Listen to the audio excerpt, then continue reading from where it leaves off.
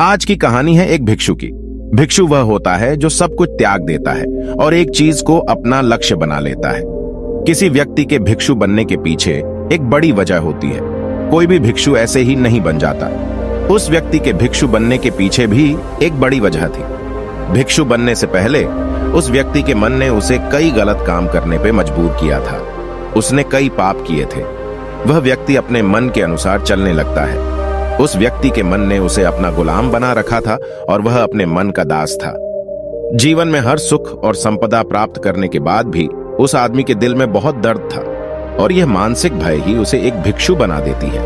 भिक्षु बनने के बाद व्यक्ति सांसारिक पीड़ा से मुक्त हो जाता है, जंगल में रहने जाता है, अलग अलग प्रकार की ध्यान और अभ्यास करता है, भिक्षा से भिख मांगकर खाना खाता है और फिर अकेलापन और शांति से ध्यान करता है। लेकिन फिर भी उस व्यक्ति का मन शांत नहीं है। वह बेचैन और परेशान होकर रहता है।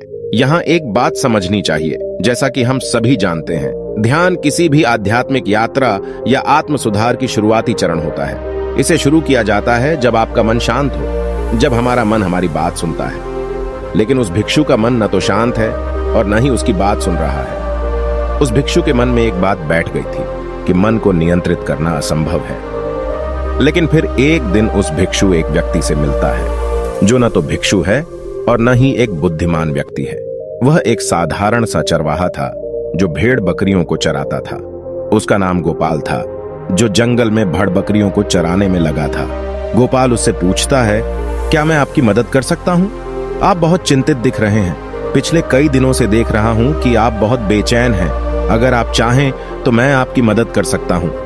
भिक्षु ने गोपाल की बात सुनते ही हंसते हुए कहा, भला तुम मेरी मदद कैसे कर सकते हो? तुम संसारी हो और तुम मोह माया और संसार से जुड़े हुए हो। मैंने सब कुछ छोड़ दिया और जंगल में आया, फिर भी मेरा मन मेरे वश में नहीं है। गोपाल कहता है कि हाँ, मैं तुम्हें सिखा सकता हूँ। मुझे अपने मन को वश में करना आता है। वह चरवाहा कहता है, मन को वश में करने के लिए सभी वस्तुओं का त्याग करने की आवश्यकता नहीं है, ना ही जंगल में आकर रहने की जरूरत है। मन को वश में करने के लिए बस एक चीज को छोड़ना सबसे जरूरी है। वह भिक्षु उस चरवाहे से पूछता है, वह एक चीज क्या है? चरवाहा कहता है, वह एक चीज है गलत जानकारी।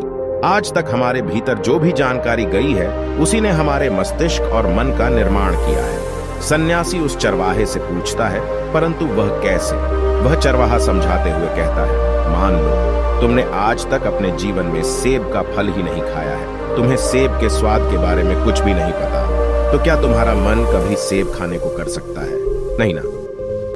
इसीलिए हमारे मन का निर्माण जानकारी से होता है। वह सन्यासी चरवाहे की बात से प्रभावित हो जाता है और कहता है, क्या तुम मुझे थोड़ा और विस्तार में बता सकते हो इसके बारे में? गोपाल भिक्षु को बताता है कि अगर तुम अपने मन को नियंत्रित करना चाहते हो तो मेरी बातें ध्यान से सुनो। तुम अपने मन को नियंत्रित कर सकते हो जब तुम अपने मन की जड़ों को देख पाओगे। मन का निर्माण जानकारी से होता है और हमारे शरीर में जानकारी के 5 प्रवेश द्वार होते हैं। पहला, आंख। अपनी आंखों से जो कुछ भी देखते हैं, अच्छा या बुरा, वह सब हमारे मन की याददाश्त में इकट्ठा होता रहता है। दूसरा, कान। जो कुछ भी हम अपने कानों से सुनते हैं हमारे मन में वैसे ही बीज के रूप में बोया जाता है। तीसरा, जीभ। जिस भी चीज का स्वाद हम ले लेते हैं वह हमारे मन की याददाश्त में अंकित हो जाता है। चौथा है नाक। जो एक बार सूंघ लेते हैं, चाहे वह सुगंधित हो या दुर्गंधित, वह हमारे मन में दर्ज होता है। और पांचवा है स्पर्श। जिस चीज को हम एक बार छू लेते हैं, स्पर्श कर देते हैं, उसकी याददाश्त हमारे मन में कहीं ना कहीं अंकित हो जाती है। इन 5 और शारीरिक द्वारों से जो भी जानकारी हमारे अंदर प्रवेश करती है वह जानकारी बीजों के रूप में जमा हो जाती है और धीरे धीरे वृक्ष बनते हैं। हमारा मन मिट्टी की तरह है जिसमें बीज बोए जाते हैं और हमारी बुद्धि बीज बोने वाले किसान की तरह है। अगर हमारी बुद्धि गलत जानकारी के बीजों को सही जानकारी के बीज समझकर बो देगी और भविष्य में जब वह बीज वृक्ष बनेगा तो भविष्य में वह पेड़ खराब फल देगा। हमारा मन एक उन्नति के काबिल किसी खेती की तरह है जिसमें हम जो भी बीज बोते हैं वह हमारे अंदर उग जाते हैं। जैसे कि एक किसान ध्यान से सही बीज चुनकर उगाता है ताकि उसकी फसल भरपूर और फलदार हो, हमें भी अपने मन को सच्चे और सकारात्मक विचारों से सजाने की जरूरत होती है। जैसे कि एक माली अपने उद्यान की देखभाल करता है, हमें भी अपने मन की देखभाल करनी चाहिए, सच्चे विचारों, अनुभवों और जानकारियों से इसे पोषित करके। इस तरीके से हम अपने अंदर एक समृद्ध भावनाओं, समझदारी और विकास के वृक्षों को खूबसूरती से फूलने देते हैं। तुम्हारा मन तुम्हारे बस में इसीलिए नहीं है क्योंकि तुमने पहले से ही अपने मन में बहुत सारे गलत बीज बो रखी हैं और अब वह बीज बड़े वृक्ष बन चुके हैं। वह सन्यासी उस चरवाहे से पूछता है, अब मैं क्या करूं, क्योंकि अब तक मैंने बहुत सारे गलत बीज बो डाले हैं और मैं उन्हें उखाड़ नहीं सकता। गोपाल भिक्षु से कहता है, तुम अब तक अज्ञानता और अनजाने में गलत बीज बो रहे थे, लेकिन अब से सच्चे मन से सही बीज बोना शुरू करो। अगर अंदर हजारों गलत बीज हैं तो क्या हुआ, अब तैयार हो जाओ लाखों सही बीज उगाने के लिए।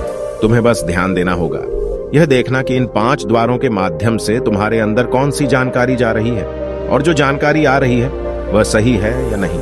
भिक्षु पूछता है, यह कब तक करना होगा? गोपाल कहता है, पूरी जिंदगी। जैसे तुम हर दिन अपने पेट को अच्छा खाना देते हो, ठीक उसी तरह हर दिन अपने मन को भी अच्छी जानकारी और सही विचार दो। जीवन में हर दिन, हर पल तुम्हारे सामने 2 विकल्प होंगे, जिनमें से एक सही होगा और दूसरा गलत, लेकिन तुम्हें हर बार सही विकल्प का चुनाव करना होगा।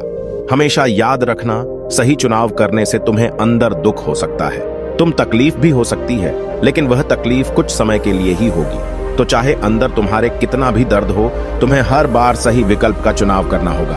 जितनी बार तुम सही चुनते हो, उतने ही अधिक सही बीज तुम्हारे अंदर बोए जाएंगे, और जिस दिन तुम्हारे अंदर सही बीजों की संख्या गलत बीजों की संख्या से अधिक हो जाएगी, उस दिन तुम्हारा मन तुम्हारे नियंत्रण में होगा। लेकिन उस दिन के लिए तुम्हें आज से ही अपने प्रयास को जारी रखना होगा।